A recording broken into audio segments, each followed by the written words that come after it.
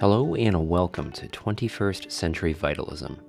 This is a podcast exploring how we can best maintain a sense of energy, inspiration, and wakefulness while living with the unique uncertainties of the modern age. My name is Brett Kane and I'll be your host on this journey as we take a multidisciplinary look at all of the variables we'll need to navigate as we take on this work of becoming fully alive in the 21st century. Today's episode is with therapist, meditation instructor, and author Ralph de la Rosa. For this conversation, we explore his work in combining the modern therapeutic framework of internal family systems with the deep traditional wisdom of Buddhist philosophy. The goal of this conversation is to chart a course for how we can begin to cultivate a fearless and unshakable compassion for ourselves and others. So we naturally will talk about what parts work is, which comes from IFS, as well as how meditation can actually work together with traditional parts work in a way that synergizes very nicely. And we do touch up on some mythology from Buddhist literature that can actually help us understand some of the more amorphous elements of IFS, such as self-energy. All of this stuff is going to be described and explained in detail in the coming episode. This is some incredibly deep work that draws on two very rich and realized worlds of practice. So naturally, this hour-long conversation is really only going to be scraping the tip of the iceberg. If it's something that sparks an interest in you, I'd highly recommend checking out his recent book, Outshining Trauma, A New Vision of Radical Self-Compassion. It is now available wherever you order your books. I got mine off from Amazon. Ralph also has a lot of opportunities to connect more deeply with his work through his website at ralphdelarosa.com. He's got some online courses. He's got other podcasts that you can listen to.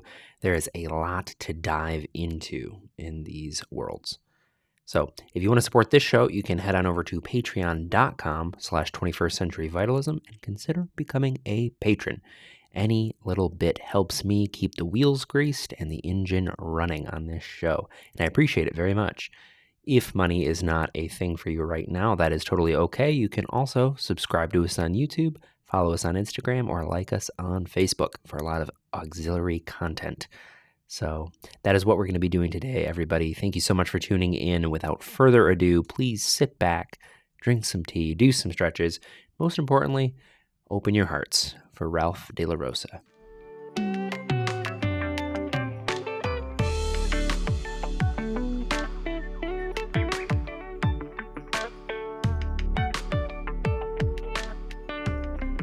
Okay, so here we are today live on the show.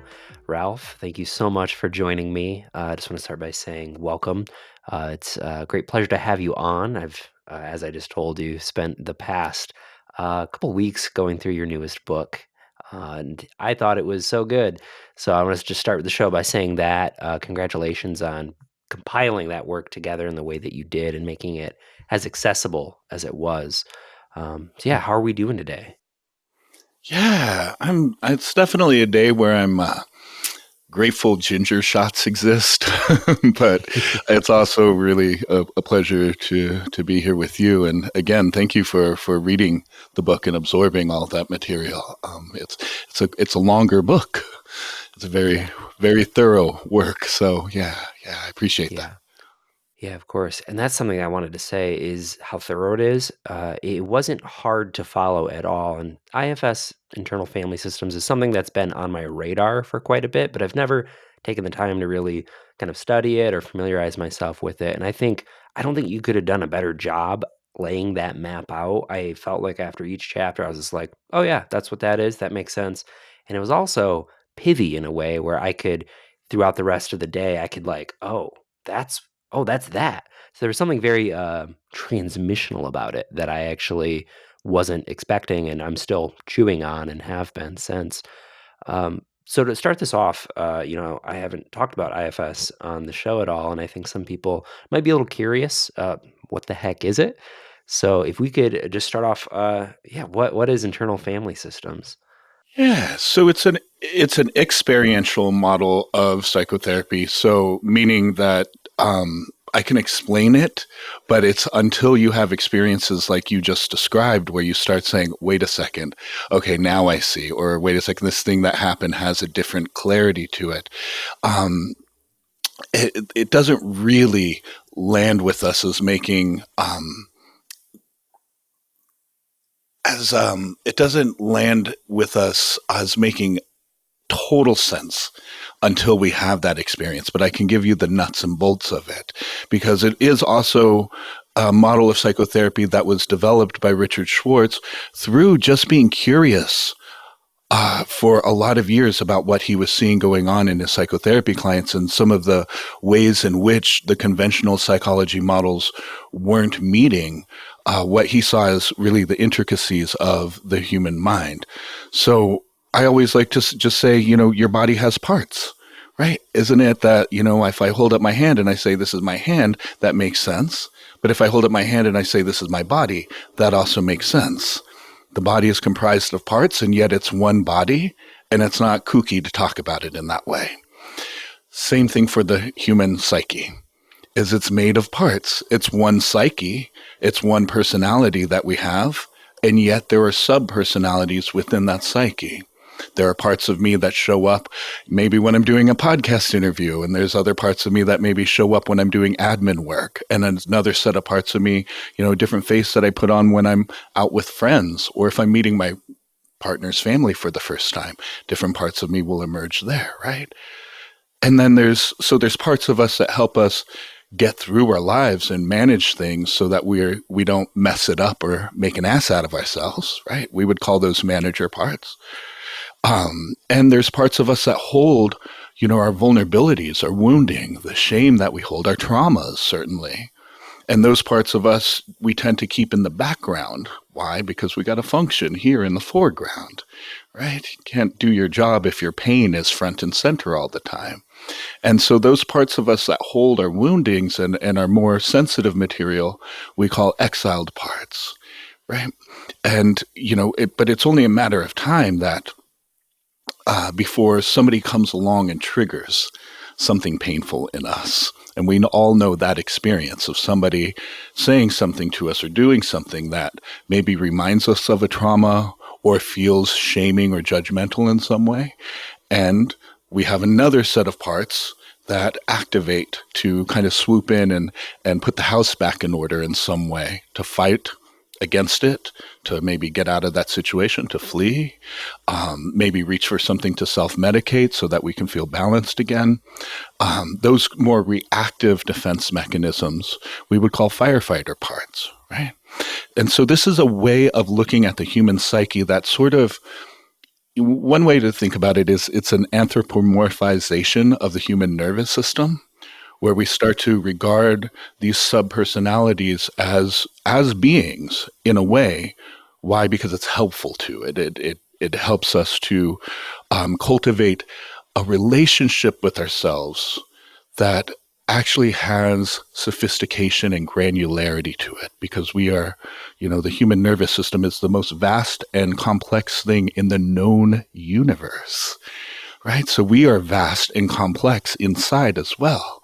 And if you want to step into, what self-compassion is, self-love, then there are a million ways that it can be applied to these sort of inner relationships that we have to all of these parts, that are running our lives and helping to make you happen. And there's one more aspect, though, because who are we when we experience love? Who are we when one common example is when we go out in nature and we can really let go of all of the different hats that we wear and all of the pressures, Who are we when healing is taking place or transformation is taking place? The Buddha would have called that the awakened state. I might call it the open-hearted state. Internal family systems calls it self with a capital S, much like the Hindu tradition calls itself with a capital S. There are a million different names for this because it's not specific to IFS. IFS is just one of many roadmaps to who we are. But that open-hearted state, that Buddha nature, that self energy, it's sometimes called, it's also an aspect of our being. And it's not an aspect of our being that runs around taking care of, our laundry list or our wounds or our anger so much. It isn't involved in that. It's what Ram Dass would have called the compassionate witness inside. And so what IFS is the central kind of process in this model is something called parts work, wherein you can get to know various parts of the psyche, those manager parts, those reactive firefighter parts, those wounded parts, but from a place of that compassionate self. And what we find with great consistency is if you can start with getting curious about any of these parts, if you can start, ultimately we want to open to a compassion for, that within us, which is struggling or afflicted. But when the open-hearted state in some way can meet with these different parts of us, we organically move in the direction of healing, of clarity, insights and realizations pop up. And healing, it's really a doorway to healing that can start very simply with feeling less reactive, perhaps, but go all the way to dislodging the traumas that are held in the body. It goes that deep, which is why the book is that long. Yeah. Well, again, I think that was a really elegant kind of laying out of this system, and I think it really kind of creates a nice structure for us to explore a little bit. And I think a useful thing that we can maybe do for listeners is maybe create a made-up case story and explore how somebody is having these kinds of experiences manifest. So let's say we have a client named John who, when he was younger, he lost a parent in a house fire or something like that. And then as he grew up, he has anger problems and he has a lot of kind of emotional dysregulation in the lens of like IFS. I mean, again, this is very loose. There's a lot of intricacy we're missing out on. Sure. I guess, how would you maybe start by mapping how these parts might be creating his experience? Yeah. Well, the thing that our fictitious John character is most aware of is that emotional dysregulation that's happening in his life that's probably causing a mess, making relationships chaotic, and all kinds of other things, right? So we would start there. We would start with the parts that are protecting the system inside, right? Which could look like anger. It could also look like dissociation, rigidity, an addiction to oblivion, all kinds of ways that we protect ourselves, armor ourselves. But we would start by getting to know those parts. We would start by getting to know the rage. If I were in a therapy session with somebody, or one can do this, what I teach is in the meditation sphere is how you can do this yourself in meditation by dropping in, letting the anger have its place, first of all. And then beginning to notice what it's like inside, like what are the sensations involved? What are the thoughts that are coming out of this, angry part of me? And instead of just letting it be a monologue inside, turn it into a dialogue. Turn it into a dialogue and hopefully a self-loving dialogue, right? So I would try to get into a space, and we have techniques around how we do this, a space of curiosity, if not compassion, for that angry part, and begin getting to know it. How long has it been this way? Does this angry part of me really want to be this way, or does it just feel like it has to be this way? Like that, a compassionate, intelligent form of self-inquiry wherein we can befriend those parts of us, such that that angry part doesn't necessarily come in and eclipse our awareness, and then we're off to the races so much anymore. But I also think we've all had an experience of some sort where we were feeling some kind of way about something. And we stayed with those feelings, or we stayed with that thought stream long enough to recognize that there's something else underneath. Maybe fear, maybe sadness, maybe a core memory, right? And in John's case, I would want to stay with the rage long enough that there starts to be a sense of permission to go deeper. Because in this case, we can plausibly assume that that rage is actually protecting that early childhood trauma that you described, which is the real thing that's going on behind the rage and why the rage is so overactive. So I think about it this way. If you have a pot that's been filling up with water till it reaches the point that it's totally full, and this is so many of us in 2024 heading into 2025, we feel full. Yeah. Such that even just like a 1 ounce little shot glass of water would cause that pot to overflow. Right? When we do that, when we're holding too much, isn't that when we start getting reactive, irritable, and so on? For somebody who holds a lot of unmet trauma in the body, this is maybe even the case 100% of the time in their life.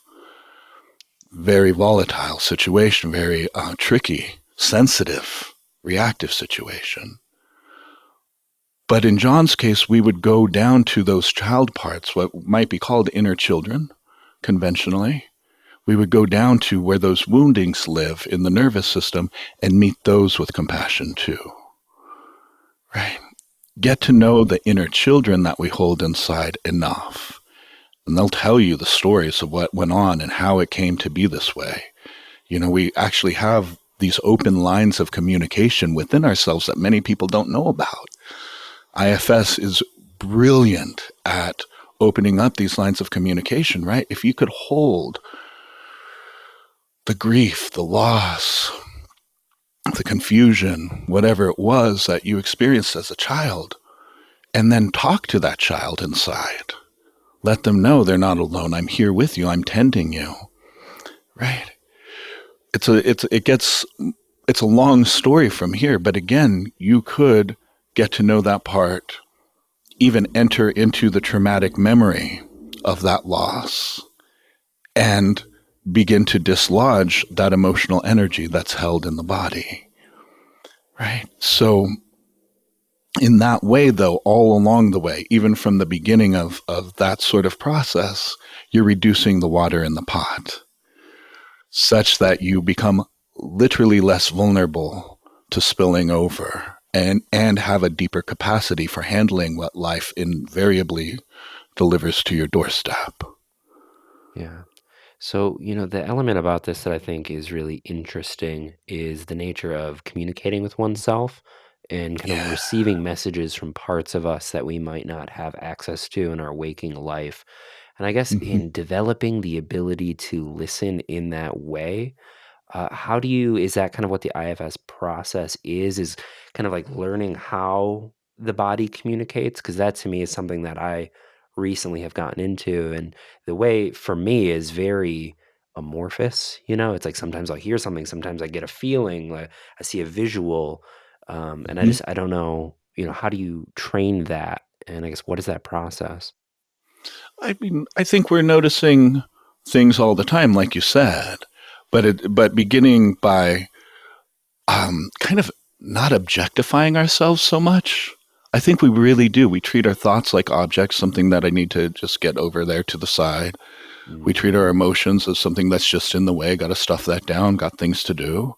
Right? That's like an objectification. Right? But if we ourselves are alive, if our nervous systems are a living thing, then necessarily those are living energies within us. So, can we start with the view of just our fundamental aliveness? And then add to that the view, the truth really, that everything that's happening inside of me is a response in some way to my experience, to my world. Therefore, it's a communication.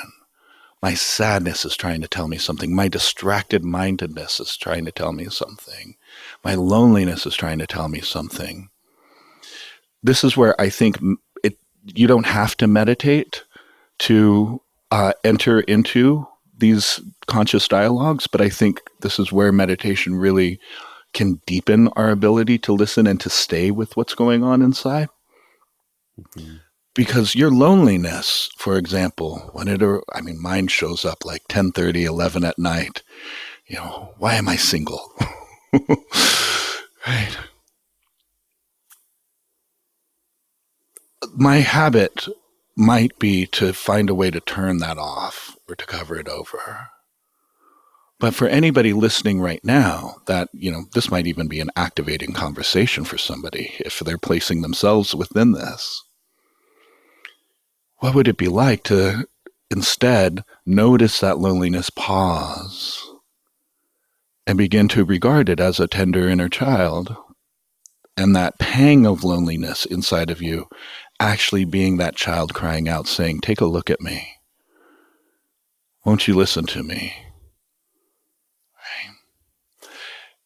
It is my take that what trauma is, and really what governs so much of our lives, is the way in which love has been withheld and betrayed. Wow. If you think about it, it's a reductive oversimplification, but if you think about it, we can really distill it down to that. And for me, that gives us the clue as to what the antidote is. Restore the love that you missed out on the first time. And the empowering truth that we can learn how to do that for ourselves. Yeah, there's something very empowering about, I think, the way that a lot of people live their lives, myself included, is when there's something uncomfortable that comes up in my experience, it's almost more of an invitation to change it. We feel Mm-hmm. this energy rise up and we have to redirect it into something, whether it's watching TV or going to the bar or whatever it is, it motivates us to get away from it. And I think that there's Yeah. something empowering about the ability to stay with something. We don't really Mm-hmm. have a value for that in our society. Things should always be good all the time. And if they're not, then, you got to pull yourself up by your bootstraps. But this ability to bear witness is a phrase Yeah. that I really appreciate. And it's something that you have to train in. And that's where I think you're pointing to with like meditation. I haven't found anything that works as directly as mindfulness in terms of just the ability to sit, observe, allow, and Mm-hmm. then just keep opening. And I think that that's something that is just like really important on the path, is like kind of getting past like the self-help, not self-help, but self-development, this idea that we're just always going to be improving ourselves and learning how to just sit in what it is that's expressing itself. Yeah. With mindfulness, I think you're absolutely right. There's no substitute for it. There's nothing else. You might get a hit of calm or a hit of zen, hiking or painting or something else, but that's different than just kind of a raw, naked process of getting to know yourself by attempting to follow the breath, which many people don't know this. That's an exercise in failure. It's supposed to be like that, Yeah. because it's asking you, can you stay with this, even though it Mm, feels impossible? I mean, what else in our lives are we avoiding because it feels impossible, right? yeah. So it can be a training in how to meet challenging situations in our lives with grace. Many people don't know that because in the 2010s, when we had the mindfulness zeitgeist, right, what got popularized is this is another way to go around things. This is a way to reduce your stress, increase your productivity. It became that self-development Yeah. paradigm. Yep. And people tried it out and they said, well, shit, now I'm more anxious than I was when I started. Fuck this. Yeah. Yep. And nobody told them, no, that's an opportunity to meet your anxiety in a paradigm of friendliness. That's an invitation to a deeper kind of relationship with yourself. And it should be compelling to each one of us why that seems to be, why that seems to feel so impossible to us, at least Yeah. at face value. Yeah. Yeah, one of the most useful tidbits that my teacher gave me, the way he framed meditation was that sticking to a technique is kind of like the backdrop in which everything else is kind of superimposed on. So it's like you're really just doing the technique just to see how wild your mind is, and that it's Yeah. very, very difficult to keep it corralled. And that is really how you start to kind of see the articulations and the contours of your individual experience. But unless you're trying to do that thing, which is actually very, very challenging, it's really hard to get the proper space from it. And that's, again, what I like about the IFS is, you have all these energies that come up, and oftentimes when anger comes up, you become anger. Like you don't really, but you take it on as if this is true, this is me. And I feel like with the IFS, it gives you that space in the same way that mindfulness gives you a container to see it from different angles and to be able to Yeah. engage with it. And just that ability to just kind of see the differentiation of who you Mm. are in any given moment, to me just feels so important. Yeah.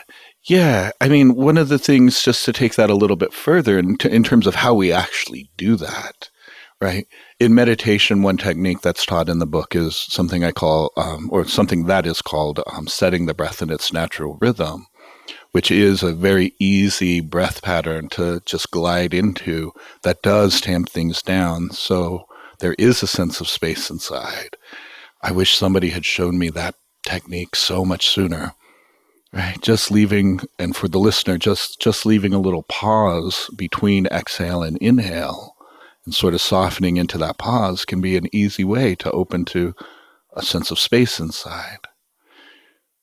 That's in the meditation paradigm.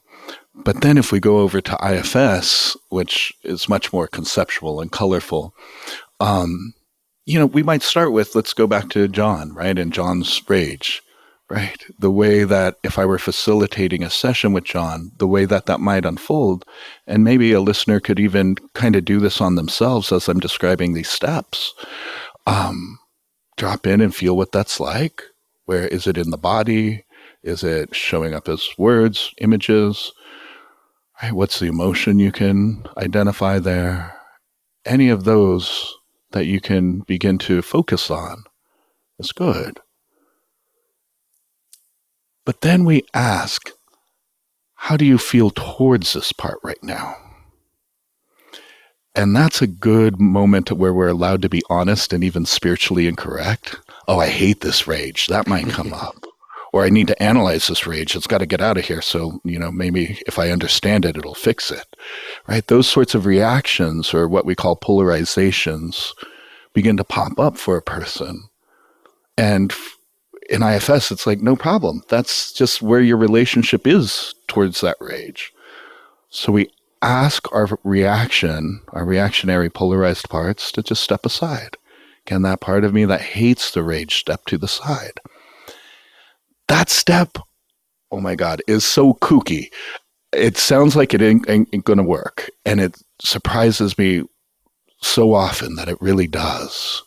Can the hatred of the rage step aside? And can I ask myself, how do I feel towards the rage now? And we let another polarization arise, and we ask that too to step to the side. When we do that step just two or maybe three times, the next question is always, can you find a space inside that feels open now? Where you can regard this part of you with some level of friendliness. Calm, clarity, curiosity, compassion is generally where we start. But it might show up as a little tingle or just a clear, open space that's maybe very minute at first. When you step into that sort of alignment, when those two things can be together, that sense of openness and the rage, the example we're using, that's what I'm talking about with, that opens a doorway to a whole very rich and insightful process, right? So the part of that that speaks to me and is one thing that has taken me a while to develop within myself is the ability to bring love and compassion. I mean, pretty much Mm, to anything. I mean, even things I enjoy, there's so much like attachment to it and kind of like squeezing all of the juice out of things. But especially when things that I don't like, it's very hard to cultivate any sort of warmth and then like, all right, here's my rage. I love you. How do how would you advocate people who are maybe like me in that regard and yeah. struggle with bringing like I haven't felt warmth in decades, how do you what is that practice, that process of actually real compassion? Yeah. I mean, first of all, look, that was me too. I was a street drug user for 10 years. And when I stepped to meditation, I noticed right away, oh, I did too good of a job numbing myself all these years. And now I don't want to be numb, but it's, what's on autopilot for me. So I get it. I get it. We don't have a society that values these things. We don't have a society where people have these kinds of conversations commonly. You've got to come to, the podcast or to a meditation group or whatever to have this level of real interaction. So one issue though, with regards to like, yeah, I love you, rageful part, is we conflate love with approval. Mm-hmm. We think that you've got to approve of something in order to feel warmth or connection to someone or something. And doesn't that give us a clue as to, maybe how we were raised? Right. Whoa. Uh-oh. Yep. Yeah. It's not true. It's not true. So one twist of language is, can we think about offering the heart's energies to that rageful part? Again, because that rageful part exists because of some lack or betrayal of love. And isn't that kind of heartbreaking? We can also find reference points, what I sometimes call self-energy surrogates in the book. Like exterior reference points where, I think love and compassion surround us at all times. We just don't have our eyes open to it. And, and one place is the earth, the natural world. We know that the earth is a healer. There's negative ions exuding from the earth that exert a healing influence on the body. We know the earth is generously propagating all species of life so that we can eat and have our breath recycled into gases that are the right mix for our bodies. Right? The earth it provides, everything. What the clothes I'm wearing, the apartment I'm sitting in, it's all earth stuff. And there's a reason why, I don't go around saying Mother Earth, but there's a reason why people do say that. Because there's a nurturance there. There's a model of a type of love we can look to. And, this is why sages and spiritual folks of all cultures, throughout history have gone into the natural world to observe nature to see what it can show us, right? You have like the Tao Te Ching, for example, very nature-based spiritual philosophy. All comes from observing nature. So there's a reference point of love that we've all interacted with, right?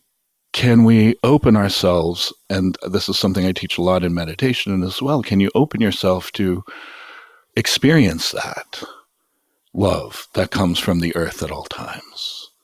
Right? Yeah. There are other things you can do too, like maybe thinking of a time when you were loving towards someone else. Sometimes that's easier for people to get into. Like, can you imagine the last time you felt caring towards another person? Even for a moment, you hugged them like you meant it, or their situation touched you in such a way that, there was warmth coming from you. And could you imagine what that would be like if you could feel that right now? Like, what would it be like in your body if you could really go there? Imagine that for a moment. Right? Using imagination primes the brain for experiences. Right. So there's a workaround there, sometimes intelligent use of the imagination. Right. Yeah. So just in kind of bringing John back into the fold, say you've been working with him for a couple weeks and you get to this part, which I think we would call it an exile, is that core memory of losing a parent in a fire. Sorry if that activates anybody. I'm just shooting from the hip. Yeah. So you successfully bring a sense of love to that memory, and you start working with this, and he's doing this over months of really bringing his heart energy. I guess what is the I guess goal of IFS when you have this really troubled part and you're doing this process? Like, what's the end result? Does the exile go away, or I guess what happens there? Yeah. No, exile doesn't go away. I love this, by the way. I love how into the technique you are here, and I love the surprise of this case, this imaginary case that we're processing together. This is great. Yeah, no, you cannot get rid of parts of yourself. No such thing as psychic surgery. And no such Mm, thing, I think, as ego death, really, because every part of us mm, is here with us now. It ain't going nowhere. It can grow up. It can evolve. It can parts of us can find different, ways of being, and that's what I would want for that inner child of John's, right? So the process starts with bearing witness, as you said earlier, which is just getting to know the part, which is the most time intensive aspect of internal family systems. But there comes a time when the core memory does emerge, and it tends to emerge organically. Or we might ask inside, what's the first time I can remember feeling like this? If we can get in touch with the core memory, this also sounds a little bit kooky, but there's a neurological basis for this. When you get in touch with the core memory that's traumatic in some way, and you're actually there feeling the feelings, important aspect of it, at the level of nervous system, it opens up what's called a window of reconsolidation. mm, It's all the neurochemicals that were present when this thing originally happened are present again, which means they're available for healing. If you mix compassion, love, healing energies, healing experiences in with that soup of neurochemicals, when it reconsolidates into the body, that memory now lives in you in a different way. And so what we do is, you're seeing the memory, you're there, you're feeling the feelings, it feels real to you in that moment. Can your adult self, full of compassion and love for the inner child that you've been getting to know, walk into that memory to handle business, right? Maybe intervening, stopping the bully, maybe holding the part's hand and saying, you're not alone, we're going to get through this. Maybe the part themselves need to stand up to mom or dad for something that went down, with you at their back. And this is all happening in your psyche, so you are in control of what happens. It's perfectly safe. mm-hmm, You go into that memory to finish, Carl Rogers called our traumas unfinished business. mm-hmm, And so in this step, which is called retrieval, we finish the business and we invite the part of us to come live in a new place. You ain't got to hang out in that memory no more. Why? Because it's over and it's been over. Parts of our nervous systems just get trapped in arrested development, right? So we rescue the part. We take them to a new place. And then we're ready for the third and final step, which is inviting the part to show us where the burden is inside that they've been holding and to release it. And we have a specific process called unburdening, where we release the stored traumatic energy from the body. And then with the space that creates, right? And I just want to say very briefly, a lot of people believe that trauma can't be released from the body. And I think that is sometimes true, but most often not. You exhale every inhale, everything you take in, is digested, metabolized, and released. And that is, I think that's true for emotional things that get stuck within us as well. So releasing the traumatic memory from the body, releasing that stored emotion from the body through a very deep process opens up space for integration of of whatever was lost along the way, mm, usually. Like when people talk about I grew up too fast, there was a loss of innocence. That means I lost some of the best of my childhood-like qualities. I stopped feeling sweet. I stopped feeling spontaneous. I started second guessing everything that I said or every decision I made because it had to be, seen in a good light by the people around me or else. Right? That loss of childhood, we can get that back. And I think it's important to get that back. yeah. And that kind of leads us to the other part of self, right? Is that kind of what you're pointing to with the spontaneous, childlike quality? Are those characteristics of, I guess, capital S self? Yeah. So self is not a part. Self is really, it's, here we enter like a non-dualism, of like, the Buddha said, that there's no self. And what I think that part of what that means in this context is it's not a self like, as in it's a person or some core personality of like who you truly are. It's more like this clear, dynamic, ever-changing force that lives inside the heart that we start, again, to touch in on when we're in nature and in situations where we can be open. And it's kind of the therapist in the room, and it's the real healer inside. But that aspect of you doesn't have so much personality, we could say. It's definitely more of a force or an energy or a presence.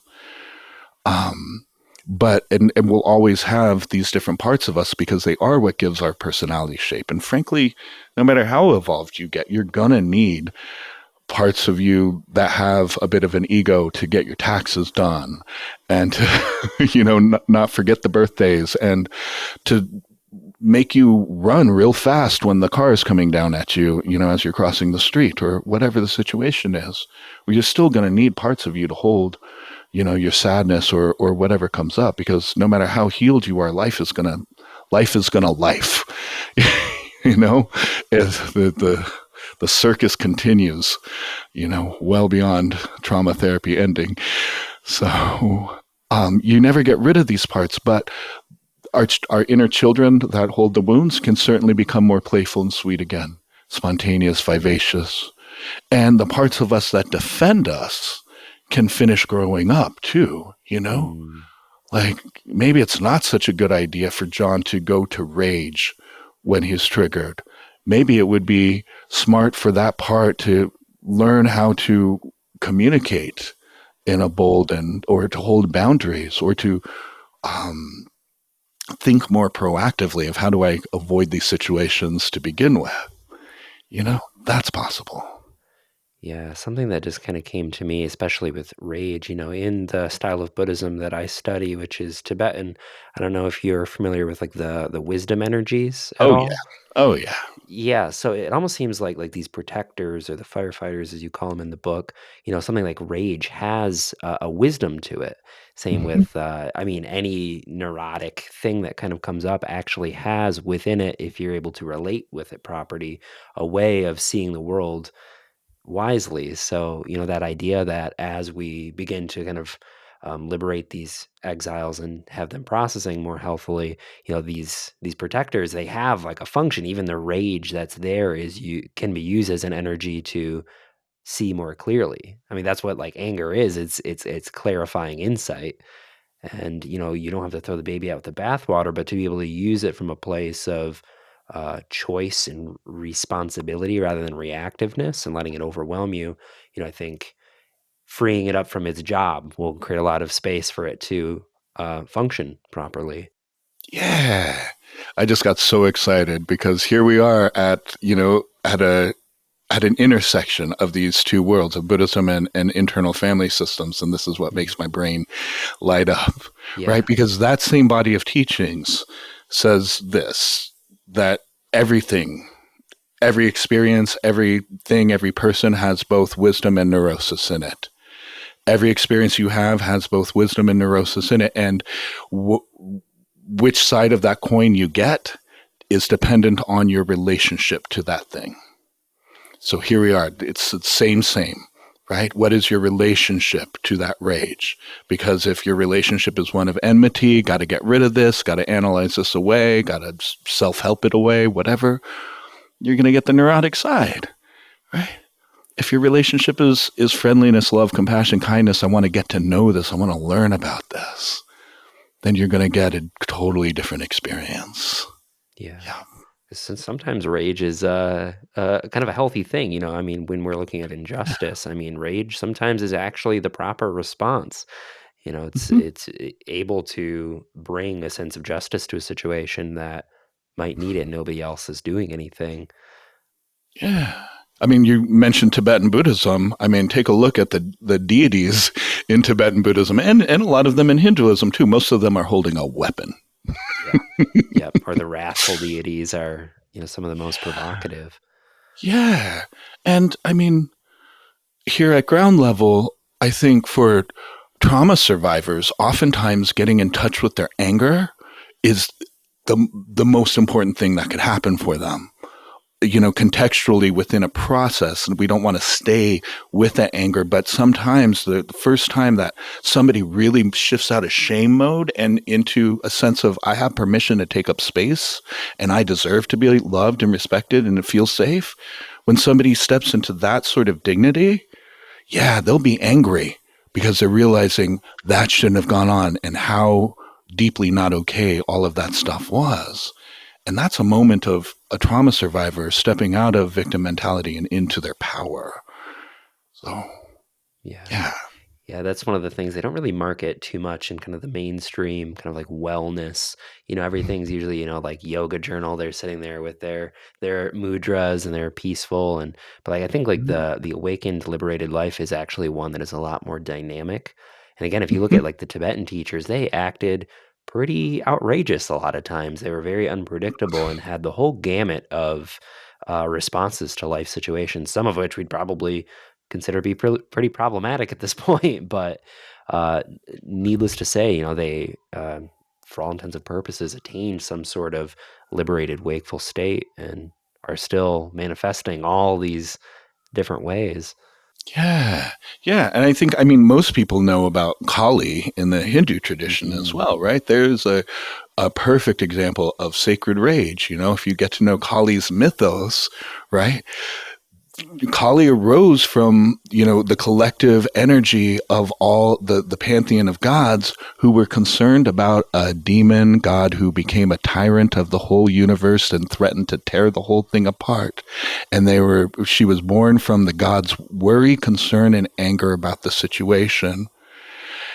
And this is where it becomes important, though, to talk about how one fascinating thing about our neurology and how the psyche works is that love and compassion, we've been talking about how it can meet all these different energies, right?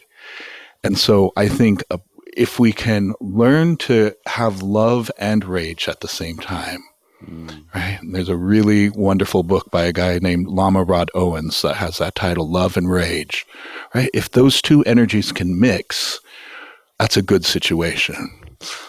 If anger has swept out all the furniture and it's no, fuck you, I'm going to go on a tear, dangerous situation. Yeah, Right? Yeah, but Well, love, yeah, please. I think it was the Kali myth. It's been a while since I've touched into it, but wasn't the thing that stopped her rampage? Was it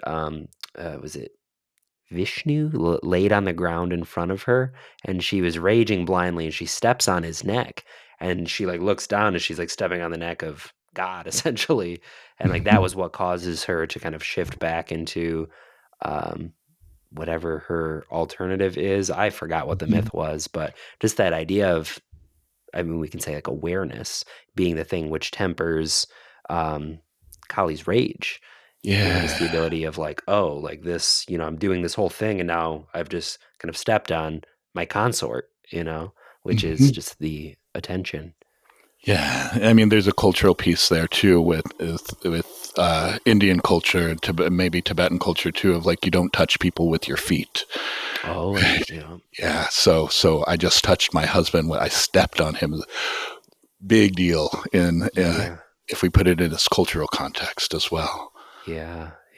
Which, kind of has the lesson in there too of not letting your fire burn so much that you lose sight of awareness. And Yeah. There's another Hindu myth about a rageful deity, the myth of Nishima Dev, that's popular in the Vaishnava tradition.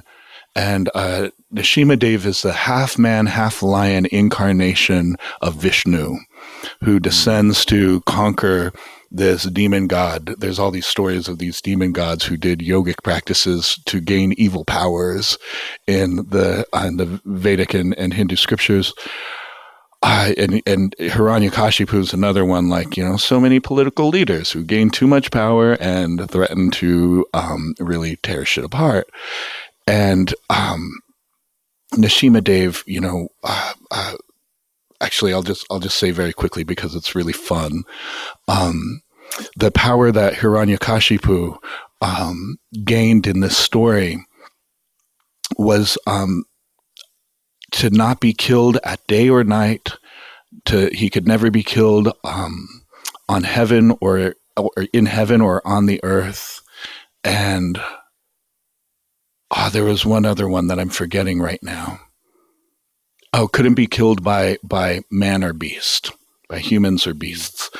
And so to defeat Hiranyakashipu, Lord Vishnu comes down as a half man, half lion, neither man nor beast, takes Hiranyakashipu in his lap, so he's neither on heaven nor earth, and kills him at sunset, so it's neither day nor night. Wow. Finds a loophole to kill this demon. And then, similar to Kali, Nishima Dev goes on this rampage. And the reason I'm telling this story is this, that the person who kind of summons Nishima Dev in this story is this child named Prahlad. And when nobody else can do anything and everybody's terrified because now we've got Vishnu on a tear in our village, Prahlad but Prahlad goes to Nishima Dev fearlessly and begins singing a beautiful song to him. He sings this hymn to him to soothe him and calm him down, and then he regains his peaceful nature. And isn't that an allegory for parts work as well, right? Can we meet our rage, not be so afraid of it, allow it space, but enter into loving relationship with it? Doesn't it make so much sense? Yeah. Wow. I know we're coming up on time. That feels like a really nice bow. I'd hate to start something else and not end on something so strong. Yeah, sure. Yeah, that is really good. Well, this went by really fast. I really enjoyed getting to sit down with you, especially after spending over a month with your book. It's a nice full circle for me. Yeah. So I want to leave you a little bit of space to kind of plug anything that you might have going on, or maybe how people can kind of continue this work, maybe listen to some other teachings that you have, or how can people who are feeling inspired by this stay in contact? Yeah. So RalphDeLaRosa.com and Ralph De La Rosa on Instagram. I'm also on TikTok and all the things as well. I'm pretty Googleable. And if folks want to connect in person, I'm going to be out on book tour really soon. For all of January, I'll be on the East Coast, and I'll be in the Bay Area shortly after that, in Nashville, and then some other things are coming up as well. January, we're also launching the School of Grounded Transformation, which is going to offer, it's something I've already been offering for a long time, but we're kind of repackaging everything as a year-long curriculum. And how do you start at the beginning of this path and go all the way, and I mean all the way to the point where we're dislodging traumas from the body, unburdening and integrating like we talked about. So there's lots of things coming up, lots of opportunities for healing and transformation. And then there's tons of free stuff on SoundCloud, on Insight Timer as well. If somebody wants to get a taste of the work right now for free, it's out there. So. Oh, I love that. And all the links for that will be down in the description of whatever people are listening or watching too. So that's going to be available. Yeah. Awesome. And Outshining Trauma, available on all formats, wherever books are sold. Got to do the shameless plug, but just be shameless about it. It's great. Yeah, I'd recommend it. As somebody who reads a lot of books, it was a nice balm. It was one that was just like, oh, okay, great. I'm going to be in this world for a little bit and really absorb this. And it made for a nice fall. Dope. I love it. it. Yeah. All right, such Ralph. a pleasure being with you. Yeah, you as well. Thank you so much for your time. And again, congratulations on the book, and we'll catch you next time. Yeah, see ya. All right, that was the episode. Thank you so much for listening all the way through until the end. As always, I do make this show for you in particular. We are in the new year, so thank you for your continued listenership. That was Ralph De La Rosa. Again, you can find his work on Amazon. That is Outshining Trauma. It's really good. I read through it in a pretty good pace, and I was thoroughly engaged the entire time, which is not the case for some books that I read. Not usually for this show. Usually everybody is coming out with some fire. So yeah, thank you again so much for listening. If you want to support this show, head on over to patreon.com/21st Century Vitalism and consider becoming a patron. It really does help me keep the lights on and the wheels greased. If that's not a thing for you, you can also subscribe on YouTube, like us on Facebook, or follow us on Instagram. All right, thank you so much. We'll catch you next time.